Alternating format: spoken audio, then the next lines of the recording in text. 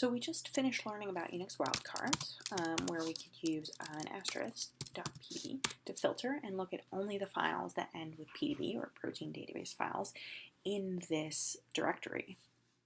And recall that we can use word count minus L to look at the length of any one of these files. So for example, Cubane is 20 lines long. We can combine these two to look at the length of all the files in this directory. So we get a list of all the lengths. But what if, for example, we wanted to find the length of the shortest file? So in this case, it would be this methane.pdb. The way we would go about doing that is doing the same thing, creating a list of files, but this time let's redirect it to a file lengths.txt.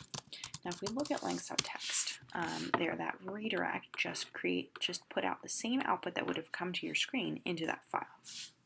And then we can use the sort command, sort-n for sorting numbers, on this lengths file to get a sorted list. So in this case, I'm going to save it as a sorted lengths.txt file. And let's look at what that looks like.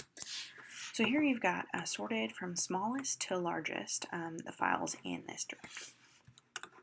The last thing we need to do is just grab this top file here that's only 9 lines long. So remember, the head command grabs the number of lines, head-1 grabs the top line of that sorted length file and outputs it down. So now we've got the result here, the methane file that is 9 lines long. However, you can see that we've created these two intermediate files, sorted lengths.txt and lengths.txt, and we kind of they're useless to us later. So one of the best things about the Unix command line system is that we can actually just string these commands together and avoid creating all these intermediate files that we would no longer want.